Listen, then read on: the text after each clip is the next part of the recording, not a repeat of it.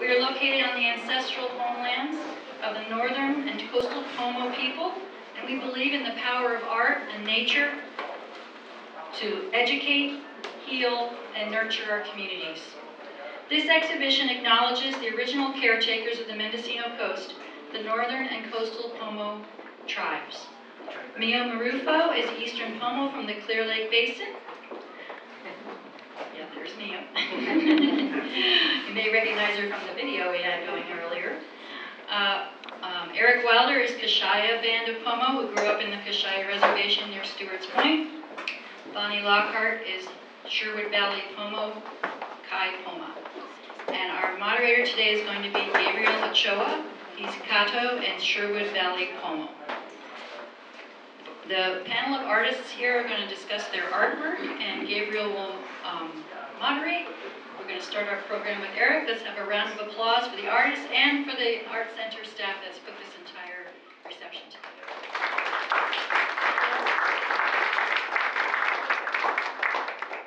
Thank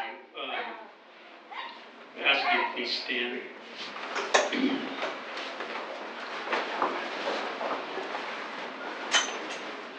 When we came up with this title, "We Are Still Here," I got to work on this tile project with Bonnie and Meyo. It was the first really collaboration with other Native artists from different tribes that I've worked on before. And I've known Meyo a long time, and Bonnie, 10 years now? I said it's a long time now. But I've grown to respect them, not as just people, but as fellow artists. And within our art, there's a lot of us, it's a lot of our people in them, and there's a lot of teachings that goes with them. I wish we could have descriptions of what goes into them, but they would be really long. So we'll try to talk about just some of them as we can. But I want to start out by saying thank you to the Mendocino Art Center for welcoming us here. This is the first time that Native art is in Mendocino. So this is a big deal for us. And I just want to say on behalf of the Northern Pomo people to welcome you all to Northern Pomo territory. And so Bonnie has asked me to open tonight with the song. And so one of the things in another piece of my art, which also has birds in it, I've trained to be a singer from my grandfather. And he told me that the songs came from birds. And in the front area, there's a picture of some birds with clapper sticks, and they're singing. And that was kind of from that story he told me, but it's definitely in honor of him. And so this song I want to sing is, it's called the Sitting Down Song. My grandfather said this is the song that we sing for the yoke. It's an opening dance song. It's the beginning of all things. And what we hope is that this is only the beginning of other Native artists to come after us, to be able to show their talents and share who we are with the greater community, so that they'll still be here after us. Hoyo, hoy, hoy, wene, hoyo, hoy, hoy, wene, hoyo, hoy, hoy, wene, hoyo, hoy, hoy, wene, hoyo, hoy, hoy, wene, hoyo, hoy, hoy, wene, hoyo, hoy, hoy, wene, hoyo, hoy, hoy, wene. Hoy, hoy, hoy.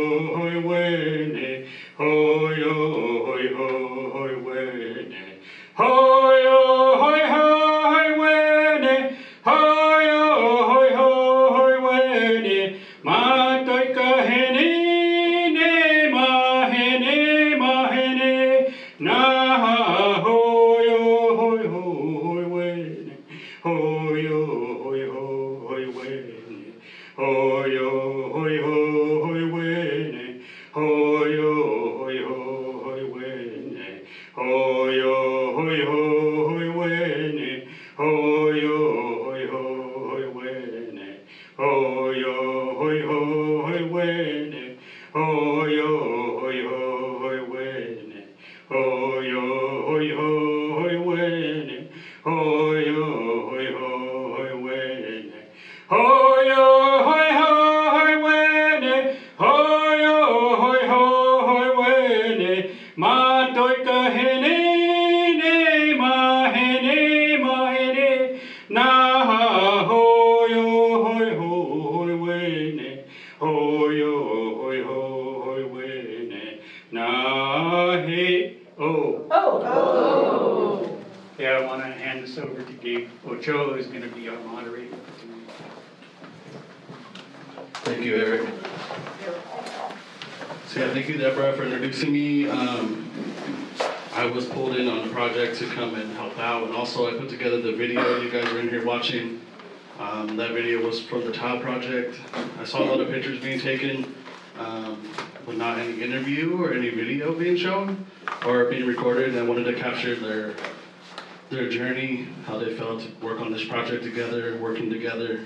So I hope you enjoyed it. I just put it on loop so you guys can keep watching it. So yeah, my name is Gabriel Ochoa. I am Caddo and Sherwood descendant. I'm not enrolled, but it doesn't stop me from working with my tribe and living my culture. And I've learned a lot the last couple of years, so I'm grateful to be here and share space with these beautiful Pomo artists. And I'm going to pass it to them so they can introduce themselves to you and share a little bit about their artistic design and how they see art. Thank you again. I'm Eric Wilder. I'm a member of the Cheyenne Band of Pomo Indians.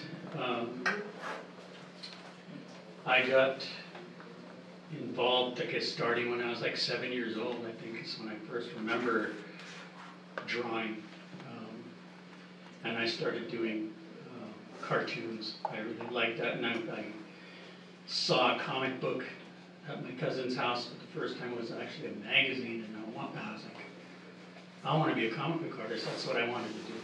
I first wanted to be a singer, and I had learned a lot of traditional things from my grandparents and my parents and my uncles and aunts, but that was the other second passion I had, and so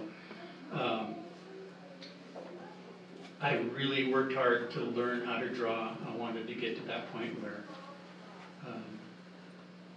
where I wanted to do that.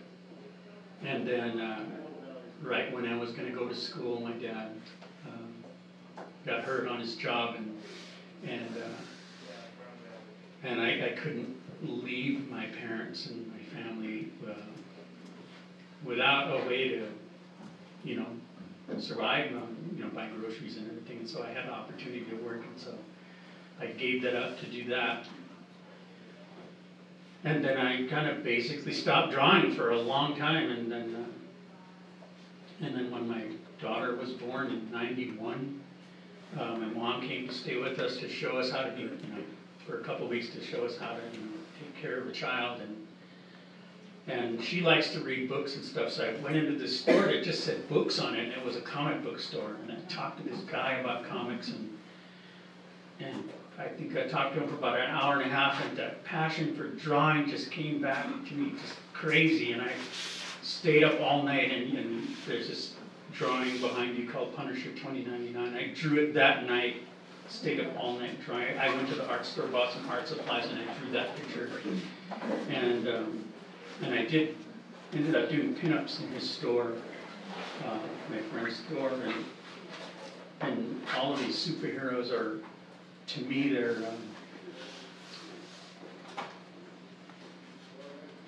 it represents my love coming back, and it was crazy because I got after people saw it in the store, hanging in the store, the software company saw it and asked if they could meet me, and so I went for an interview and ended up being an animator in the video game industry, learning how to do storyboards and animating, incredible. I couldn't believe it. I was getting paid. I worked on the Star Wars game and The Simpsons. And I couldn't believe it that I got paid to draw. And but I ended up quitting it, one, because I wanted to spend more time with my kids. And the second thing is I had a friend who was just out of animation school from Canada, and his name was Chad Okamoto. And he only worked for our company for about a month, but he and I were just friends like that, just like we've known each other our whole life. And he would get on my nerves because he would be at work before I would get there all the time. And I'm like, you're making me look bad, you know? And so then after his first month there, we were leaving work, and he was like, I can't believe I get paid to draw. I said, I know, right? I said, I still can't believe it. I said, and he said, oh, wait a minute, I got something. He went back inside, he came back with this box, and I said, what is that? And he pulled out, opened it, and it was his business card. It's a Chad Okamoto animator. And I said, I want one of those. He goes, why? I work with you, he says. And I go, no, but that's a milestone in your life. I said, and you're my friend.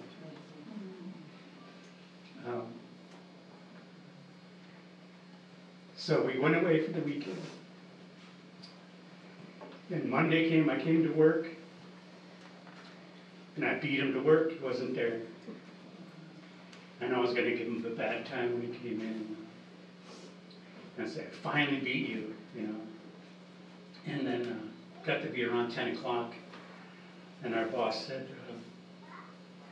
I need to talk to everybody, come into the conference room. And he said, Chad passed away over the weekend. He was playing street hockey, and I guess he had a heart condition, and his heart exploded. He just died instantly. And I'm like, I don't want to do this.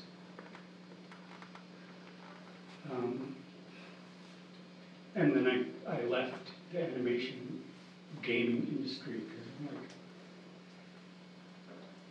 I said, it can't get any better than this, you know.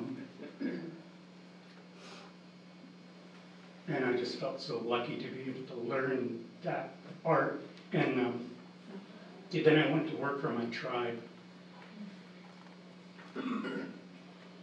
And from that, all of this other art came because I could learn to use my traditional background and my professional art background and use it all to preserve our language, to help environmental justice, to help land management practices, to help people start that dialogue to teach each other about who we are. And it just felt so good to see people revitalizing their languages and talking about their stories and who they are. And it's just like, we are still here. We're not going anywhere, you know. We've been through so much. And then today, you know, I'm the president of the Wallala Art Center. And it's allowed me to bring Native artists, novice and professional, together to learn from each other, and for the greater community, the non-Native community, to show you that we love art. We don't just do Native art. We have musicians that play blues. We have people that do computer websites and children's stories that are not Native related and things like that, you know, but they love art. And I wanted us, when we did this project, I wanted us to be able to be in the gallery with all the other artists, and this is a dream. And this was made possible through Bonnie asking me to be part of this project. And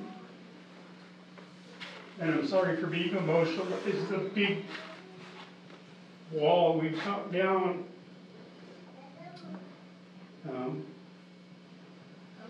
So thank you, Bonnie.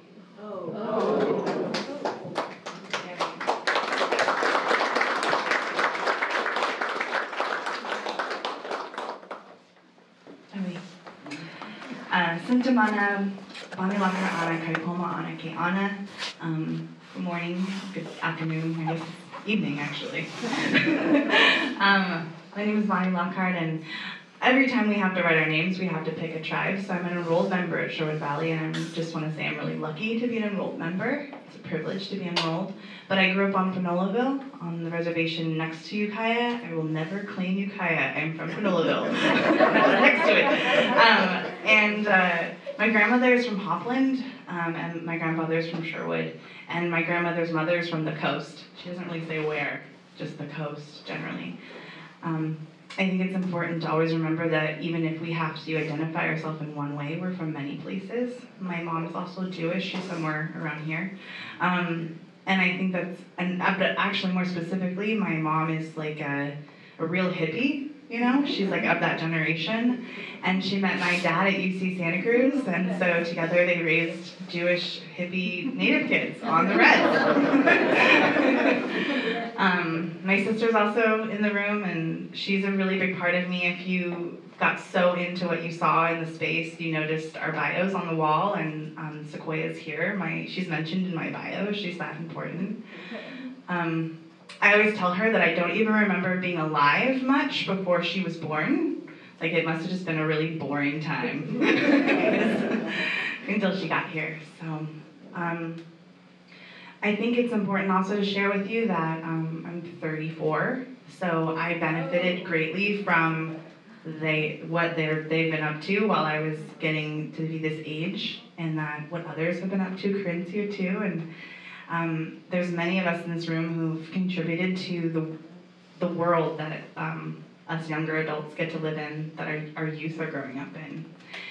And for me, my art is often in the acrylic form in the space, and I thank my mom for being a teacher and bringing home, and also an environmentalist, and bringing home backsides of paper for me to draw on growing up, and also making sure I had colors, lots of smelly markers to paint some of the original versions of these paintings. But also I thank the walnut tree outside our house, I thank the creek, I thank the animals that live out there, I thank the fire for teaching me all these things, and the more that I've been able to grow as a young basket weaver in our community, the more I learn and respect the medicines and the plants that go into the baskets that are here, and even the intricacies of the designs.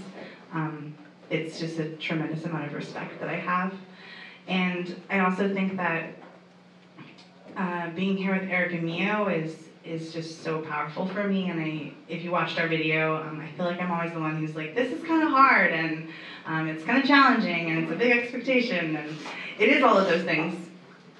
When you read things about Native American people, you will often see the word resilience. And I don't really understand why we have to continue to be resilient. It seems like it's a big responsibility to have to continue to be resilient and persevere. I think of resilience as like being in a river that's like really swift, and you have no choice but to keep swimming at a steady pace of strength so that you can continue to navigate that water. And but there are so many moments where I've been here with Meyo and Eric, and I feel like I am just floating and just relaxing and just enjoying what we're doing. They didn't know until the project with the tiles was almost done that I love them so much, I think, and that I'm like such big fans of them that I'm actually like, yay, I get to be right next to Eric Wilder in the gallery, and yay, Meyo, and yeah, like I always refer to them as like my buddies, and I really appreciate that you both have done what you've done in our community, and that you have given examples not only for me but for so many others. I mean, Eric, I think I played your game the other day, your Simpsons game. I beat it. We don't even know, right? It's like you've all given so much, and you continue to give. And you keep saying teach, right? That's how you become an elder. That's how you earn that. And you guys continue to teach me, and I just want to say how much I appreciate it. And I just hope, even though this is the first, that it is not the one time we all remember when this happened. I think this can happen in so many ways, and I'm happy to be here. Yoey. Oh.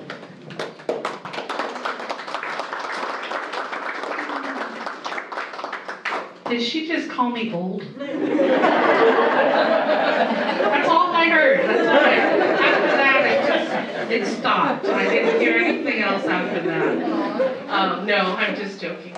I love these two people up here, and they mean the world to me. But I wanted to talk a little bit about who I was. So my name is Meyo Marrufo. I am Eastern Pomo from the Clear Lake Basin. Tribally, I'm from Robinson Rancheria, and I am an environmental director for a small tribe, Pomo tribe, another small Pomo tribe, Gabriel Rancheria. I also am privileged enough to be a Central California representative for US EPA and the California State Representative for the National Tribal Caucus for US EPA. Oh. Thank you. I started doing my finger doodles, and that is what my art is called, our finger doodles. They are drawn on my phone, and it's a free sketch app. It's called Sketch. It's real complicated there. It's called Sketch, and it's a free sketch app. They're drawn on my phone, and you'll notice that they're all giclées or poster prints. That's because of the amount of color that I use in them needs to be high saturation. So if there are questions about why aren't there any originals, that every single one of them is an original. That's just how it happens. I started doing finger doodles in 2014. I was sitting at a meeting and I was bored. And we were talking about pollinators. And so I drew a bee. I was sitting there. Usually what I do is do a long write-up or do pictures of my work, what I'm doing at that moment. So I started drawing them instead. I have a lot of different artist friends on my Facebook and Instagram. Eric and Bonnie are some of them. But we usually post our work and kind of the mindset of where we are when we're doing our work. And so I started doing Facebook posts and just drawing them. All of these are my Facebook posts. I know it's a digital age and some people are like, oh, why aren't you painting? Why aren't you doing that? But these are how I share who I am and how I feel. I started drawing the basket designs, and I started getting more and more questions about, what do these basket designs mean? What are the feathers that you're using? What are this and this and this? And so I started deconstructing the basket designs by drawing them out and then talking about them in each one of my works. Each one of these works has a description with them. Unfortunately, the labeling, like Eric said, it was too much to put on the labels, but they all have a description of what they are and why they are. So I use my work not only for the enjoyment of myself. I really enjoy drawing them, but I use them to try and teach and to try and show people that, like the shows make, we're still here. We are still here. We're viable parts of the community.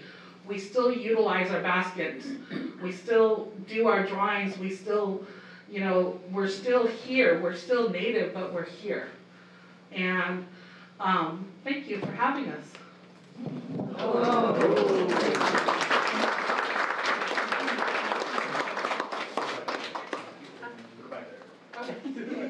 Neil talked enough right there.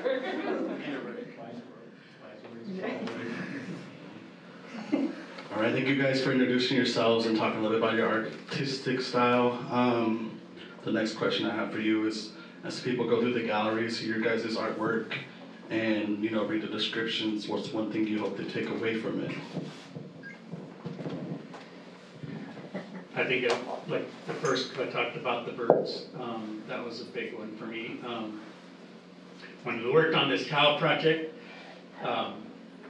we did this article, and a Zoom thing, and Mia says, yeah, Eric he's the detail person. And you have no idea. And so I did this berry circle you see hanging out there, and I'm like, here, this is going to have a lot of detail on it. But thinking about what I wanted to do with that, I was like, okay, well, I always wanted to do a mandala, but not like a traditional one. I wanted to do something from my art, and that, I think that piece it's got so much story with it for me. It has an outer ring, you'll see, is blackberries. And it's not just a food. We use the root, you can make a tea out of it. It's to check diarrhea. And you can use that year round. And it has the wild strawberries, the beach strawberries. And that's a big ceremony for the springtime for my people.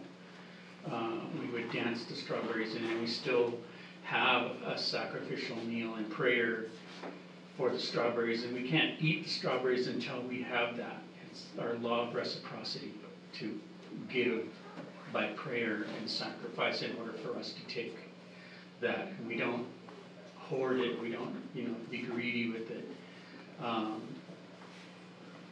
And that's to respect the creation, all the new living plants that come out. That's what that represents, that whole ring of strawberries. And then the huckleberries, we use that in pies, and we use that in jellies and jams and those kind of things. But also the leaves is a medicine, and you can make a tea, and we use that for diabetes. So that all has a teaching with it. For it. And then I put a basket design inside of it. And the basket for me represents taking care of our people. We gather in those, we store things in those. Our babies are carried in those baskets. We wash our seaweed in those. And I have so much respect for the basket makers, and the greater community sees them as artists and those as art, pieces of art, but it's more than that. That's just a new thing. Those were our pots, those were our plates, those were things we stored food in. At my grandmother's house, they were all over the place. There was seaweed in them, that were dried seaweed, and they were stacked up in open reed baskets, and pull one out and cook seaweed. And there was even baskets on the table which had like candy or jerky or stuff in it, Those were meant to be used. They're living things with the spirit, and it's really hard for somebody like me that grew up like that to see them in display cases, and like they want to be used, they want to be alive.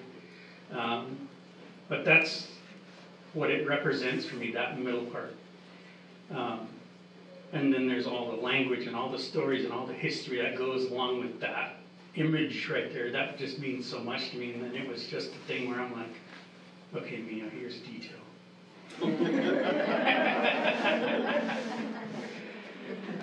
But it was something that I did a really detailed work on when I was younger, and I wanted to see if I could still do it. So, but yeah, I hope you look at it, and I hope you ask questions, because that's what it's meant for. If it has a story, I'm happy to tell you about it, or if somebody that you see, it triggers something, and then you start talking about your people, talking about your family's history. That's what it's meant for. That's meant for teaching and learning, and that's what I hope you get from my art. Oh. I think for me the first thing that comes to mind is a sense of gratitude for what it is that we were willing to share. I think that the resilience that I was talking about earlier is something that is very real when you look at policies in the past. And I don't mean to get us stuck there, but I think it's important to recognize that these things, these teachings survived. Like, that's really special. And then not only did they survive those years, but they survived whether it be criticism or outlawing or all of the barriers to that, and then to share them back again, to still be generous with the information, I think is something I hope you walk away with. I also have been feeling like if you could for a moment, by being with our work, feel the way we feel when we sit next to a river, or we are touching the tops of a medicine, or I think about days of going out and like digging roots and getting ready to do it and just being in the grass, and remembering that when we say we're not just talking about people, we're talking about animals and descendants of animals, and we're talking about plants and descendants of plants, and really, really tuning in to not so much that we let the attempted genocide, as I like to call it, the attempted obliteration, or all of those things, overshadow the fact that the biggest we of all is still here, that the bluffs are out there, and the grass is out there, and there's birds out there whose great-great-great-great-great-great-great-great-great-grandparents, right? Probably grew up out here. And so the bigger we is still here. And also the bigger we has sustained these things regardless of what was happening, that they've been passed down. It's why these designs can be explained. It's why the baskets continue to be woven. It's why people still go gather seaweed. It's why we still recognize things. And not everyone does, but I think that acknowledging that sometimes there is a temptation to narrate us as past, or to go to a museum or something and see us in that way, but that we are literally actively still here. We're literally actively still being ourselves. And if you walk away with that, then I would hope, for me, that you would then feel propelled to advocate when you know someone would like to continue to sustain cultural ways of being, whether it be to gather or it be to teach. And there are lots of ways that you can invest now in continuing to support us in being here in the big we.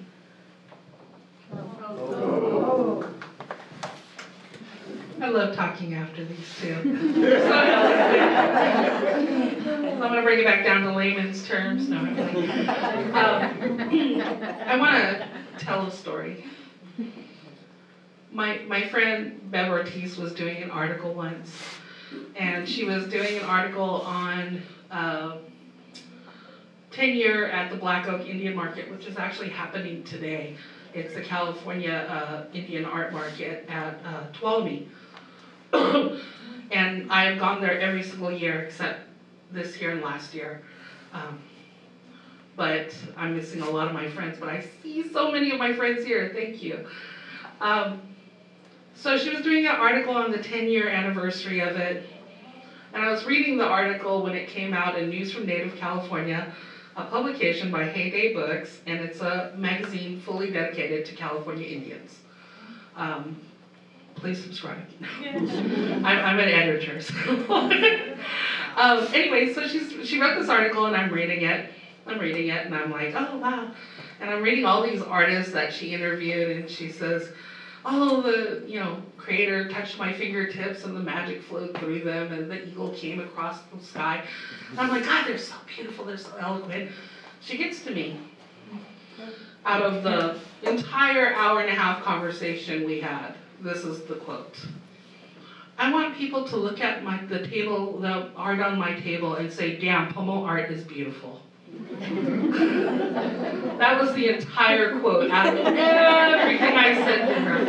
That is what she chose. And I called her up and I was like, Beth, what, are you kidding me? Everybody else got, oh, creator this, and oh, wonderful this. Did I not say anything eloquent? And she's like, you're so raw, you're so base. I wanted people to know how real you are. That's how I feel after I I want you to look at my art, and I want you to know a little bit about who I am.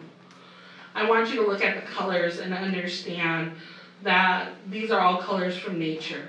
No matter how bright, no matter how dark, they're all colors from nature. I want you to look at my art and see the vibrancy of who we are as a people. I think that is the biggest thing I want you to take back, is look at my art and say, wow, this Poma art is beautiful. Thank you.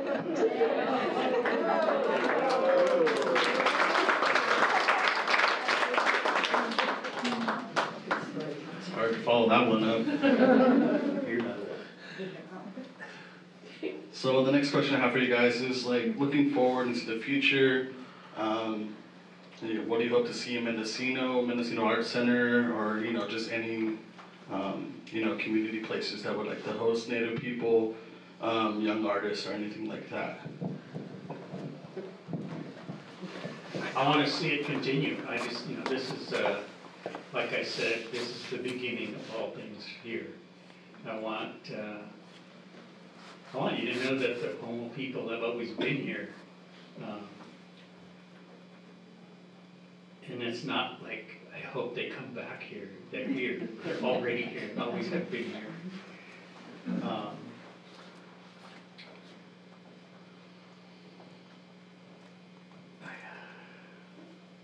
I'll tell you this story. Back in the 70s, early 70s, there was an occupation of Alcatraz. And I think I was 9 or 10. And we went over there to dance. And we got to the pier to ride over in the boat. And there were these, I don't know what they were. They weren't like dressed like soldiers, but they were like, I don't know. In my mind, I think they're like FBI guys, but they had automatic rifles. They were lined up on the pier. And it scared me. I thought they're not going to let us get on that boat and go over there, But they didn't do anything. They just stood there. And we walked by them. We got on the boat. We went over to the island. And as we were approaching the island, I saw this Indian guy had a red headband on, long black hair, and he was yelling at us. I couldn't hear him because of the engine of the boat. But then we got close, pulling up to the dock, and I saw this sign that said Indian land. Somebody had painted on the wall. And I could hear him yelling.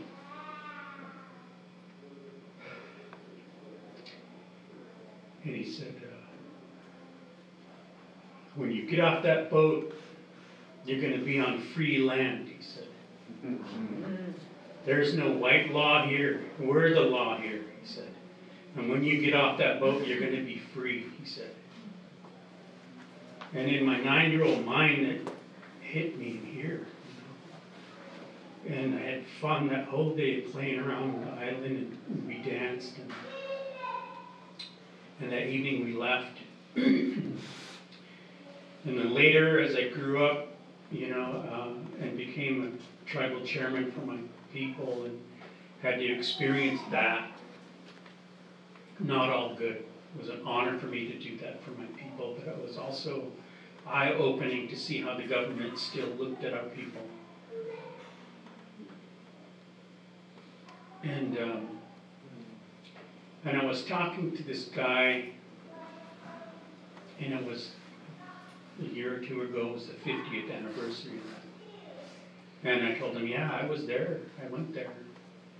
And he said, it would be good if you could come over, or she'd come over and talk about your experience there. And I'm like, I'll never go there. He goes, why? I said, you know what? I said, I grew up on a reservation where we were forced to live. And I said, I'm grateful for the things I learned and was taught, and I know who I am. I said, my family made sure that I don't have to feel ashamed of who I am. I can be proud of who I am. And the land knows me, the land accepts me, and I know my role in that. And I said, my people have been here for thousands of years, and I've been a tribal leader. And I said, that one day I stepped on that island, That's the only day I've ever felt free. And if anything, I don't want my kids or any other artists that come here to ever feel like that. So, you know, it's up to you. It's up to us. And this is not an easy step for us to put ourselves out here because of our treatment. And it still goes on, you know. So these two ladies are brave to do this, you know. But it's worth it. It's worth it for us to put ourselves out there, to put ourselves in positions to where we're going to maybe criticized, you know. But I'll do it in a heartbeat if it means better for other artists to come here. You know, that's my goal. Oh. Tie a knot down here. Okay. Well, I didn't share that I'm also a social worker and I work in child welfare, and so for me, I always think it's the youth that I'm always thinking about. You know, what is the next generation going to need or the current generation need from us? But I also think that, you know, I think about the Art Expo in October that you throw, and I think about the show coming up in September, Grace Hudson, and the work that you're doing over there, the work that's happening in our community. So however it is that I personally can support other Native artists and community members in doing things, that's really where I want to start. And also encouraging other people to support what they're doing. I think that it's important that we continue to think about that we're constantly teaching each other how to be. And I know from working with youth that many of us are still figuring out who we are, where we come from, because even in my own family, my great-grandmother didn't teach my grandmother how to weave, and my grandmother didn't let her kids learn how to weave, and so it kind of had to begin again with when I was young. And I thank Christine Hamilton for teaching me at 9, and I remember that was the first time I felt good at something, and I always say that for those of you who've heard me say it before, but it's true, because I just was very shy in school, and I didn't feel very smart there, and I'm sure my teachers were trying to be supportive, but I just did not feel smart at all. I only felt good at weaving, and I only felt good at making art, and I realize now I'm good at a lot of other things, but like what a important thing that happened for me as a young person to actually feel good at something. So I kind of dedicate a lot of my time to helping our youth feel connected and good at something. And I also think that it has to do with being supported by other people who helped me to feel that way as an adult too. I think that, like I was sharing about generosity earlier, it's not to like be boastful, it's just that it sure is beautiful, you're right. And I remember talking to Meyo about learning about what it means to be an adult, because I feel like I've gone through, I'm still a young adult, but learning how to be an adult is very different than being a younger person. And what it means to walk with the responsibility of that in our community, and to, we were always raised to set a good example without a lot of role models a lot of the time, you know. And so I'm grateful because I feel like I have a lot more role models now on what it would maybe look like to be an adult, and like maybe 10 years from now, what it might be like to be an adult older than this, and then 10 years, and it's like, but I feel like so often our young people don't know what they're gonna do. Many of them tell me, I didn't think I was gonna live past 21. I didn't think I'd live past 25, which means we're not even thinking about it. Like we can't even imagine it, and we don't even know what that would look like. And so I'm feeling more and more in my own self, like I need to start doing something. Like I feel like am I just showing them that you get up and you go to work every day and you just like sleep? Like what am I showing, you know?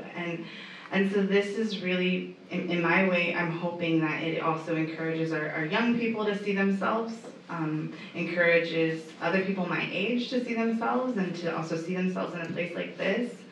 Meyo and Eric and I have spent so much time in that studio over there. We've loved being together, making art, and we hope we can continue doing it here, but also I think at this point we know, like, we just have to continue to find a way to do it regardless, and it has to continue to grow. And I know that kind of sounds like a 15-year-old being like, I'm gonna buy a huge ranch and like, I'm gonna build this utopian place, but I think it's really, really possible. And I think that I wanna just continue putting it out there that we know that we're all in this community together and that we all make this community what it is. And we are now in a place where we can share these things with you and we can all talk about it afterwards and not feel like there's going to be repercussions. We're sharing these things with you, how we really feel about being a part of it and not just being an afterthought. Oh. Come on, any questions? No. Yeah, go ahead. All right, let's go easy one. What's your favorite thing about art? Easy. I'd like to call a friend.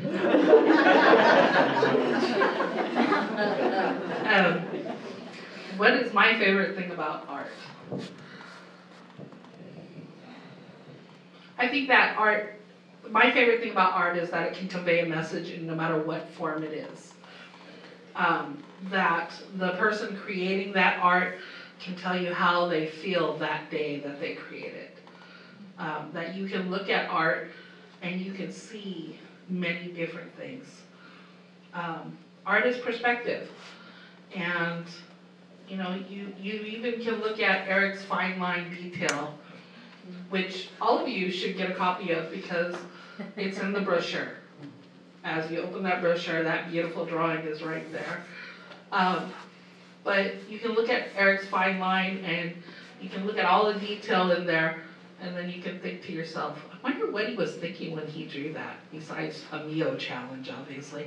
But I mean, why did he choose the berries to be at that particular moment? They're obviously ripe. They're delicious. Why did he choose that? Why did he choose the huckleberries to be not so ripe? The strawberries to be right in between there. You wonder why aren't the strawberries blossoms? Why are they full strawberries? My favorite thing about art is that it can be contemporary, it can be old, it can be no matter what, but you're still gonna have a feeling when you see it. And my favorite thing about being in this space is that you can look at our art and you can put it alongside the legacy artists that have been here in the past. And we are the future. No matter what race we are, we're the future. Going back to that last question, what do we want to see in the future? Every time I look at Bonnie, I'm like, I don't need it. I'm good. I did it. Not that I mentored her or anything. She is her own woman. She is her own self. But my generation was the ones that were out there going, we need to be resilient. We need to get adaptation money. We need to do this. Her generation, if you listen to her, said, why do we have to keep saying resilience? We are. That's the future. That's what we did. And so as far as being out there and what I want for the future, acknowledge that. Realize that I sit on a national tribal caucus, and I tell them every time when we talk about program funding, you act like there's an end point. We're not a corporation. We're not the step ladder of steps. We are a continuum. As one generation goes, the next generation is coming up. Our outreach materials are constantly being redone because we have new generations coming up all the time. It is a circle. And I'm not trying to say, oh, it's all full circle. No, that's not what I'm trying to say, even though that's true. It is a continuous cycle. We are not going anywhere. In our prophecies, in our stories, our historical, our oral histories, we know we're going to survive. we know we will continue. Unfortunately, Creator doesn't tell us how, or who, or what, but we know we're going to survive. And we need to keep thinking about that, because it's not just we, it's not just the Pomos here. You know, it's the people that are here. Because I know people that are non-native that know as much about plants as I do. It's about all of us surviving. And as we survive, that means that these art centers are going to have to start incorporating everybody. We cannot sit on our laurels with our art. We have to start being more inclusive. This is just one step. It's 2022, and this is the first time Pomo artists have been here. It should not be the last time. It absolutely should not. Thank you. Oh. All right, so we got about 15 minutes left till 6. I want to open up to the crowd if you have questions for the 3 artists up here, or comments that you would like to tell them. Now's the time. Yes, sir. Yeah, I have a quick announcement. The Point Arena Theater is coming Sunday at 4 o'clock. They're showing a movie called Inhabitants, an Indigenous Perspective. It celebrates 5 tribes and how they are resurrecting and applying traditional knowledge and skills. And Eric is one of the presenters that will present after that movie. And if you're interested, I have a little thing that summarizes where and how. I don't think here comes, if you think there's somebody else that would want to know that. It is in Point Arena, so it's not immediately there. Thank you. Yes, right here. It's going to put me back on the spot. I just would love for you to share that thought that you put out about the seeds, and if all of the tribes and beyond the tribes were to take responsibility for reseeding the planet, that maybe we can see a future. It was a midnight Facebook post she's talking about. It was environmental wanderings, however you want to preface it. I was thinking one night, if all of the tribes took their vacant property and reseeded it with native plants, what would happen? And I say this because there is a lot of empty lots on our reservations that are grassed over. We are a product of our reservations. We have fences and we have grass. And what would happen if we took all that grass out? Would we be creating oxygen buffer zones? Would we be creating a way to lower the heat? Putting my environmental hat on here. The National Climate Summit, the International Climate Summit, said that 5% of the indigenous people take care of 80% of the land. Wow. Yeah. And that means that if all of the tribes across the U.S., that's just not tribes, that's people in general. If we all decided to take the grass and take it out and throw seeds in there and start replanting trees to what it used to be, those slow growth trees, those fast grow bushes, those grass seeds, anything, what would it do to lower the heat of this world? So, midnight postings. Is there any other questions?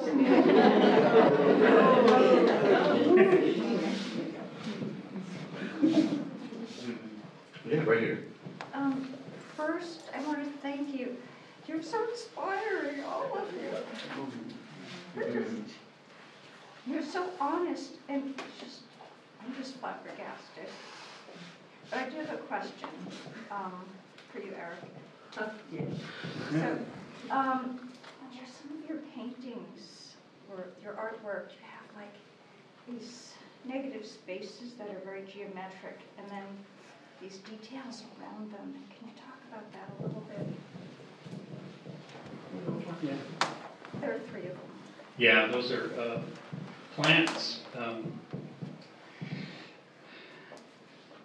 Actually, I saw a lady who did these paintings with different flowers and stuff, and she did geometric shapes in them.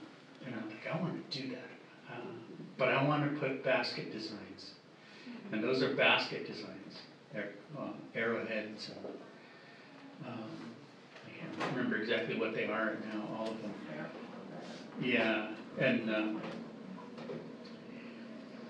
but the plant has a story, and then the basket design has a story as well. And so for me, it was honoring both of those things in those drawings. And my idea was to do all of our plants that we have information on and incorporate some kind of a basket design in all of those.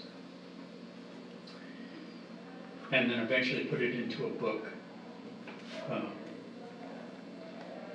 where it would have a visual.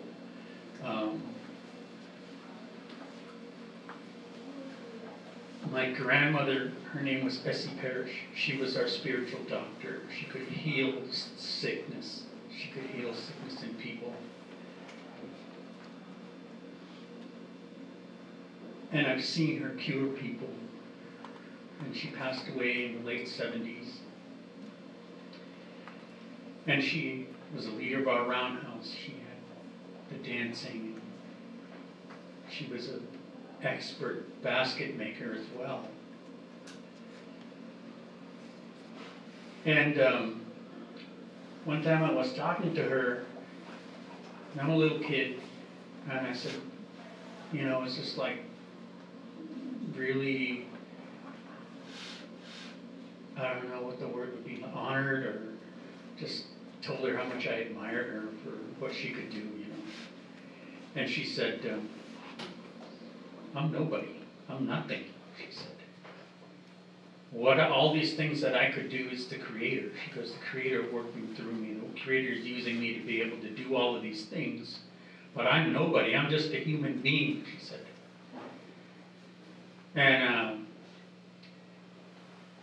And she said, yeah, I made these movies about our dancing and all of these things that I'm teaching, and I talked to universities, and there's information about us, and I did this whole book of our stories, and developed a language, a written language for our people. She said, all of these things I've done is so that my grandchildren and their great-grandchildren, she goes, they won't grow up like the wild weeds. She said, even if we lose who we are, she said, there's information out there that they can search out and find out who they are, she said.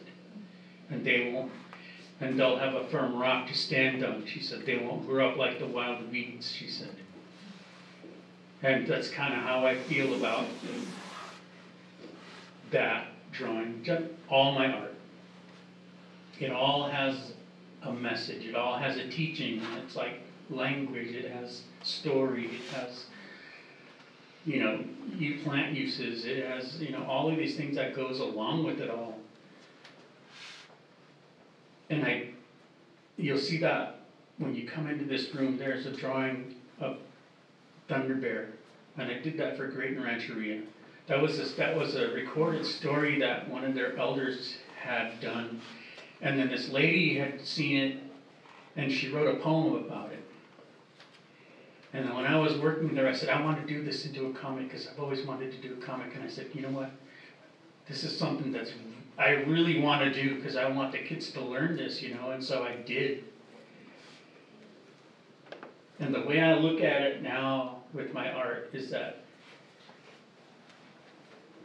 there's a teaching of my people in all my pieces that I want you to take away.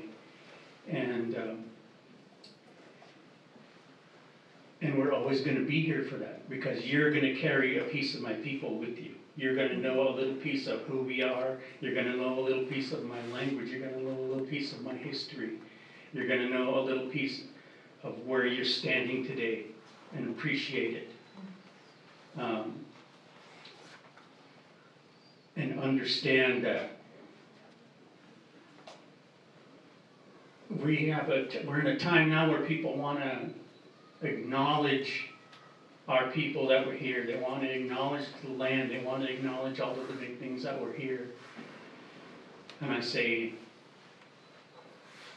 that's fine, but we're still here. Quit talking about us like we're in the past. And it's like, why don't you acknowledge yourself?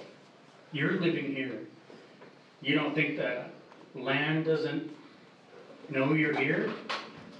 You're a human being, aren't you? You're a creation of the Creator. You're a wonderful miracle, like we are, you know? You're my brother and you're my sister.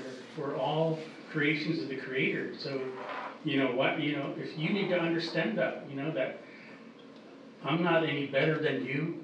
I'm not any better than the fish. I'm not any better than the trees, They talk to us, And unless you can understand that and appreciate that, then how can you acknowledge us? How can you acknowledge the land, So that's what I want you to take away from this. And I do have that comic, a full comic here, so if you want one, just come on, I'll give you one. They're here, so. Because that is a story from the Great Rancheria people, and if you take a copy of it, that story will live through you, with you back in it, so, and I want you to have it, so. Oh. Can we do some quick announcements? Yeah. Closing remarks. Okay. Closing. I feel like announcements, not closing remarks, but okay.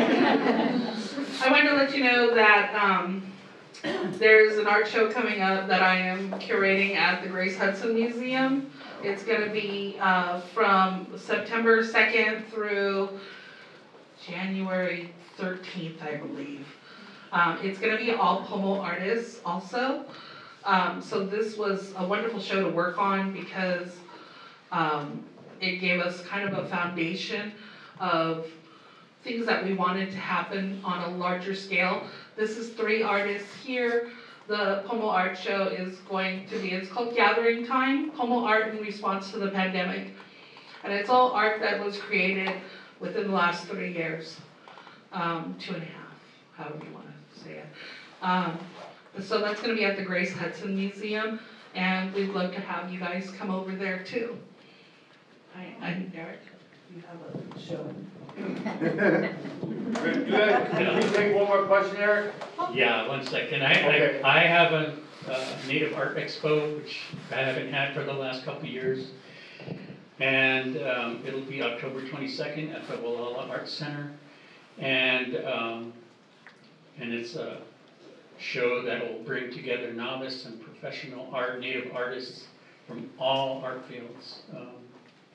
Music, illustrators, painters, basket weavers, jewelry makers, poets, dancers.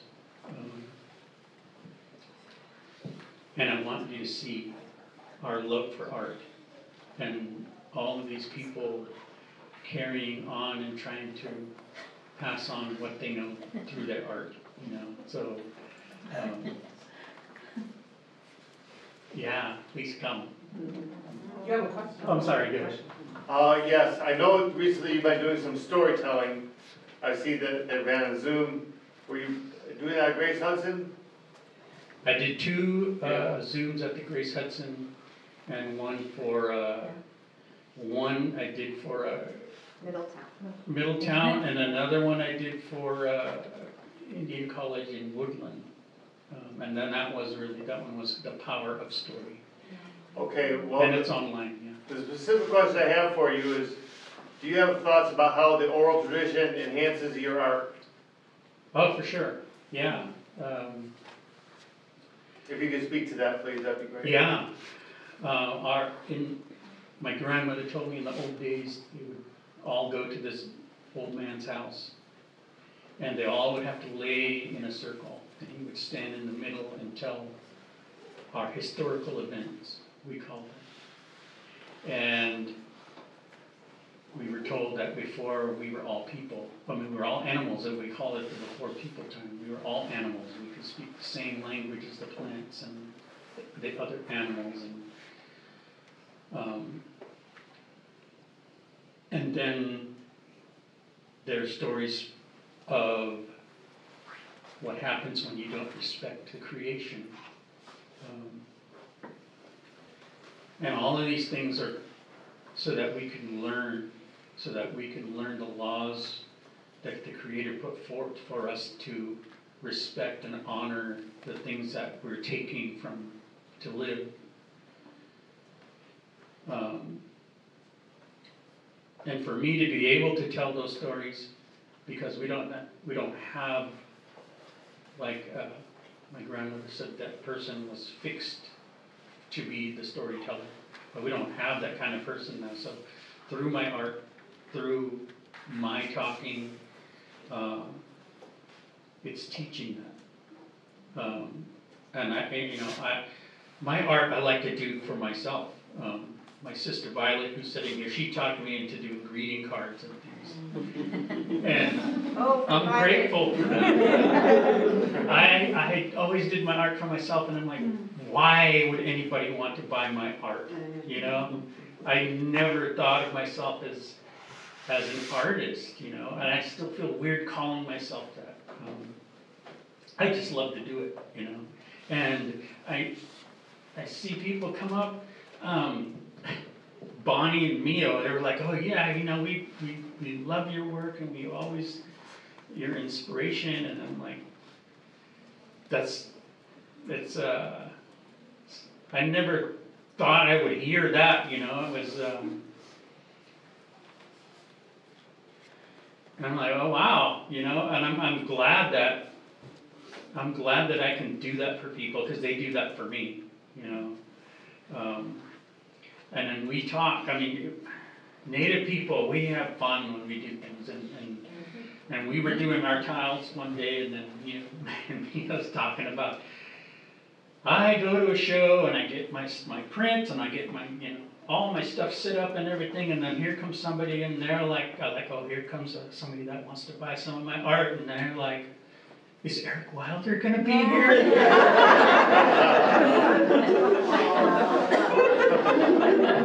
She's like, oh great, I spent all this time, they asked me if Eric Wilder's gonna be here. And then it happens to me too. Is Bonnie gonna be here? Is Meyo gonna be here? I was like, yeah, I hear that too, don't worry. We don't believe you. But yeah. I approve. Karen heard it too. I know the last time we heard it, she's like, you got one now, you can tell. Yes. So, yes, definitely story is very important. Okay. Oh, yeah. Did you want him to say something else? I'm not the only artist in my family. My sister is amazing. Yes. Peggy has one of the bags that she makes by hand. Yeah, it's beautiful. She does beautiful. And then, and I actually gifted Meyo and Bonnie a bag to make. Thank you, they're so beautiful. That's why I have an outfit. He got you back for making him make greeting cards. It took a while. So I wanted to talk a little bit about the tile project, and I think we don't know exactly when we'll be unveiling it, but there are, if you've ever used the bathroom in Mendocino, I know I have. It's over by the Ford House. Fun fact about me, I use the bathroom in Mendocino. And it's being renovated. And inside are large versions of the murals that you saw on the way in 3 times. So each bathroom has 3 murals inside of it that are hand-painted. Something interesting about us and that project is that none of us had ever done that before. So I paint. These 2 don't usually paint, and we learned how to do it while we did that project. So they're really beautiful, and it was originally kind of like, why is Native art being put in the bathroom? But we got to visit it the other day, Meyo and I, and I think we get it now. Because it's great, it's beautiful, and we're really looking forward to you being able to see it when it's available sometime in June. Deborah? Yeah. Deborah's the architect for the building, so she's here quietly in the crowd, but she made it possible. 30,000 people go use that bathroom every year, so you'll be seeing our art there. We did 6 different murals. They range from like 4 feet to 5 feet to 3.5, I think. They're in the family bathrooms, and it's, yeah, like Eric was like, why are we in the bathroom? Why aren't we in the gallery? Well, Deborah actually helped make that happen too. So part of the idea and the concept of doing the tile project was to do it here and to learn about some of the resources that are here at the Mendocino Art Center. They actually dedicated an area for us to come in and set up all of our stuff, and random people would walk in and go, is that Eric Wilder? I just walked in at least 3 times. We're like at one point, and I have to just get him back here for a minute, sorry, this is how it is. We'll end it on a laughing note, but we're sitting there and Bonnie's talking to this guy that comes in, and she's like, yeah, I'm Bonnie, and that's Meyo, and I'm like, hey, and she goes, and that's Eric, and he like beelines to Eric, and he's like, I've seen your work, and I'm like, I've seen his work, you're surrounded by all of our work too, but okay. But anyways, the Mendocino Art Center has been so important in creating the opportunity for this to happen. We've worked with Deborah, we've worked with Margie, we worked with Erica, we're now working with Martin, Sandra, an incredible staff here that has worked with us and facilitated the tile project and then facilitated our show here. We hope to continue that. We've been working with the ceramics department. They came in and they were like, and this is how you paint a tile. And we're like, oh, okay, that's how you do it, because none of us knew. And they walked us through the process, and we got to see, if you've never experienced a class here, I would suggest to take a class here. You have a lot of knowledgeable people teaching here. The different classes are pretty wonderful. We are going to be hopefully taking the one at the end of the month, which is etching on silver.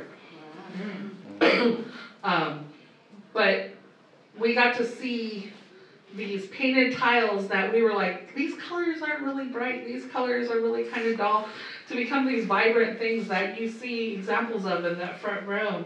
So I just wanted to thank the Mendocino Art Center for all of the work, the board for all of the time and effort that they put into helping us, and to a continued relationship. Thank you.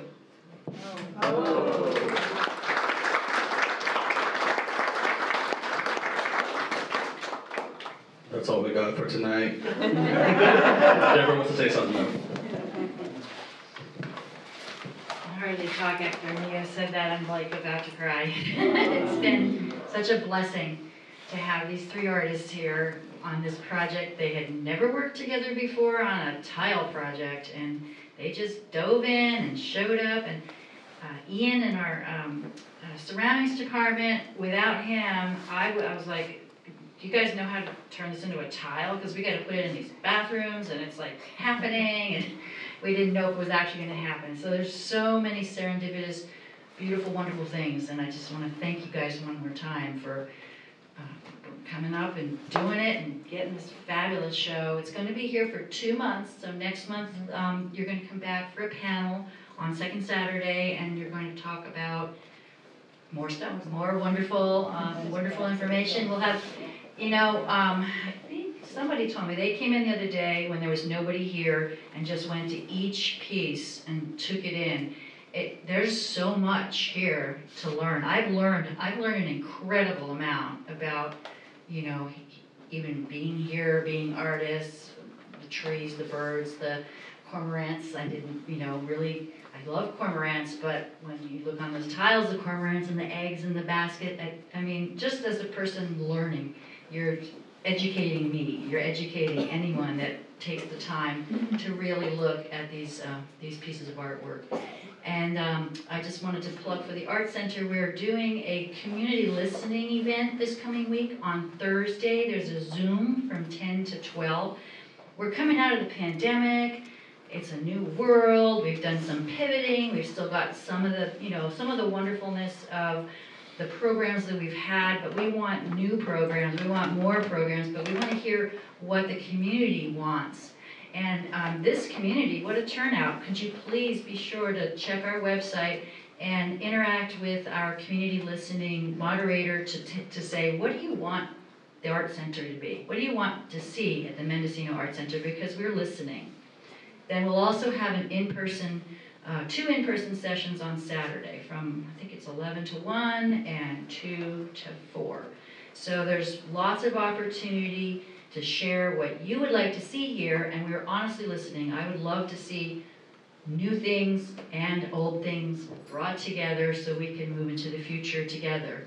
The other portion I wanted to just mention quickly was the collaboration between the Meadow Parks and the Mendocino Art Center, and then these artists is giving me hope that art brings people together, and it really is shining right now. So thank you all for coming.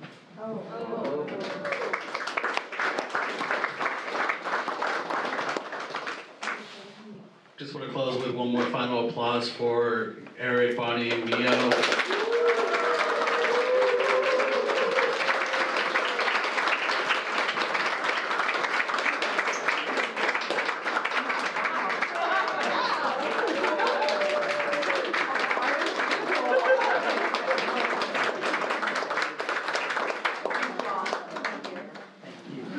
So we're here if you have questions. We'll be walking around with our art.